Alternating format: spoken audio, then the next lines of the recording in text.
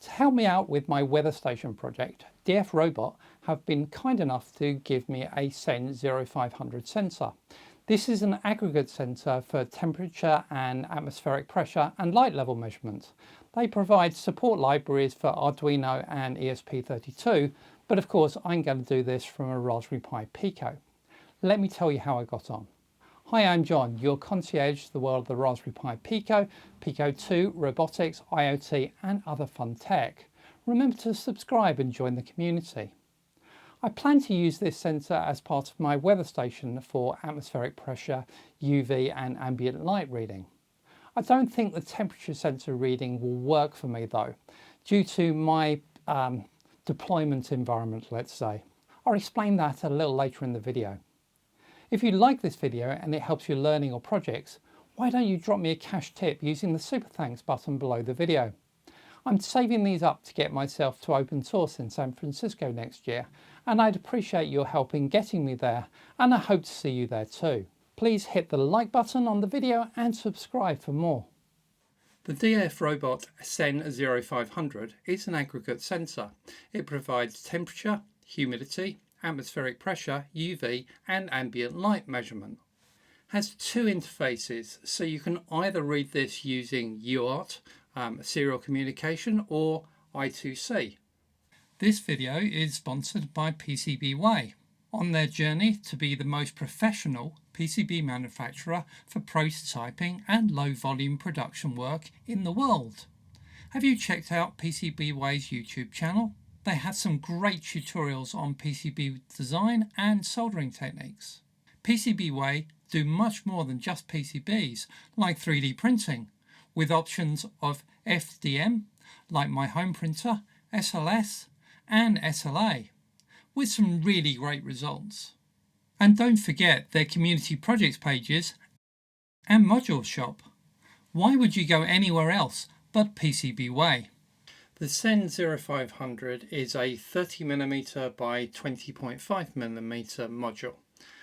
It's got 6 connectors on either side. One side is for the UART connectivity, one side is for the I2C connectivity. Of those 6 connectors, 2 are not connected, so really it's only 4 pins. It's a 3.3 volt device and it draws 35 milliamps, which is a fair old whack for battery powered projects that I'm thinking of. Connectivity is I2C or UART, and you have a choice of which way to go. I must admit, when I talk about this later, in the way I have ended up going is all I2C. The UART protocol is complex. So this device is really an aggregate sensor, and it uses a bunch of other sensors and then pulls the data from them and then provides that as a single unified interface. So we've got an atmospheric pressure sensor, which is a BMP 280, a temperature and humidity sensor, which is the SHTC3, UV sensor, which is this ML8511, and an ambient light sensor, which is the VML7700. So all of those sensors and the data from them is then presented into a register map that then can be read via the I2C or UART interfaces. So we've got, first of all, the version number of the firmware that's running on this device is available at register 5.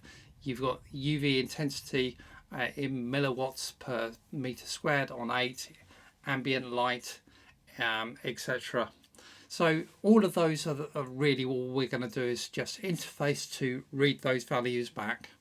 Now they're not really entirely in those units. There is actually some conversion that is needed to go on, because it's a derived version of those units that is actually being provided by this, and I've had to do some reverse engineering of the code to work out some of that. So the two ways of talking to this are either I2C or UART. I2C is pretty standard, just sending the register number and actually reading that back off the bus. The only gotcha I think I found in that, apart from needing to do a little conversion to get things into the actual correct units, was that the registers are actually multiplied by 2 into what you actually send down to the chip, which sort of surprised me a little bit. But anyway, once I worked out that's what I was doing, that was all very easy. The UART protocol is very proprietary and not documented anywhere I could find. So I could try and reverse engineer this from their code, and I did try to do some reverse engineering from their code, not successfully, I must admit. So yes, I haven't got UART working, which is a shame, because actually that's one of the things I was originally planning to use on this. From a software support point of view, DFROBOTS support Arduino and ESP32, and that's what their code libraries will work with.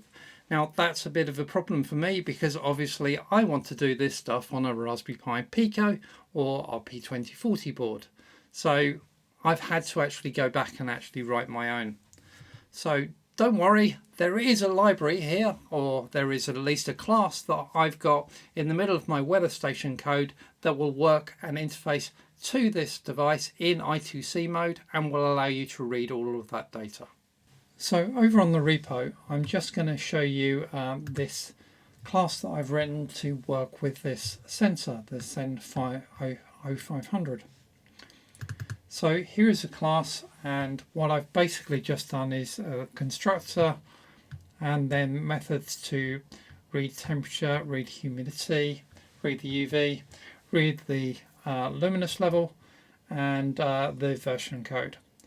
And I've got everything converting to the right units there, or a set of consistent units from what is actually returned by the chip itself. So if we have a look at the test section of my weather station code, because this is just all embedded in the weather station code, sorry. Here we go. So I've got a test here which is just going to initialize this sensor. It's going to give it where and make sure that the GPIO pads are set up for I2C that it's attached to, and that's all set up and working. We'll initiate our sensor, and then I'm just going to read 10 times. Oh, actually, I suppose I should mention that there's a little bit of a delay here.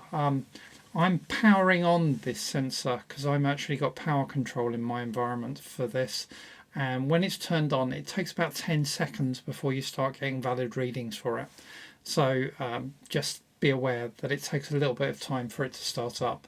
So I'm just delaying there while it starts up, and then I'm going to read temperature, humidity, pressure, UV and luminance level for 10 times and print them out. So this is the demo, and it's just initializing the device and waiting for that 10 seconds, and then we'll start reading the levels. And you can see that actually it's quite dark in my study and on my bench, so let's turn the light on, and we will get a spike in the light levels up to lux level 4, and then turn the light off again, drops back down to lux level 1, lights back on up to lux level 4 again. So what's my appraisal of this device? Well, as an aggregate sensor, it's really quite nice.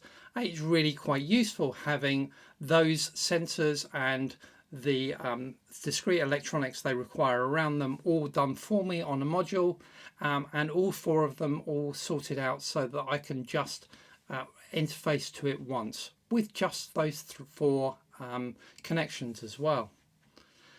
The lack of documentation around the UART protocol is kind of frustrating, and trying to reverse engineer that from their source code was really actually quite hard work. So that is a problem.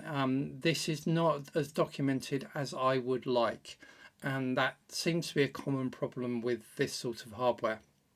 The final bit I would say is the one that has made me think a bit is around temperature and UV. Should they really be on the same device? Certainly I would probably be having them on completely separate boards if I was designing this for my weather station. And here's a bit where you get to have a laugh, because I am doing this for my weather station. I'm trying to actually have these services available, that means I need my sensor to be exposed to the sunlight so that I can see how the brightness and UV levels are. So my sensor is actually going to be inside a jam jar, basically. So this is where I confess that, you know, really I am at times an amateur, because this is all I have available to me. So it's going to be in a jam jar sitting on top of a Stevenson screen. Because it's in the jam jar, because it's going to have UV and sunlight hitting it, of course the temperature sensor is going to completely useless to me, and the values it will be reading will be way high. So yeah, not going to be able to do that. Instead, actually, I'm going to use an AST10, which is going to be in the middle of the Stevenson screen and actually giving me a true temperature and humidity reading. So yes, UV and temperature on the same device, not sure, certainly not for my weather station use case. Certainly in my tests, and when used with an I2C device, this works quite nicely. For my battery use case, I've had to add some power management to cut the power to the device while the Pico is asleep. I'll be talking about that design and all the other design challenges for my weather station in a playlist of videos. Why not check them out? Remember to stay subscribed so you don't miss my next video. If you'd like this video and it helps your learning or projects, why not drop me a cash tip using the Super Thanks button below the video. Remember, I'm saving these up to get myself to open source in San Francisco next year, and I'd appreciate your help in getting me there, and I hope to see you there too. Thank you very much for watching. If you enjoyed the video, then please do hit that like button, and please subscribe to my channel so you don't miss the next video. Bye bye for now.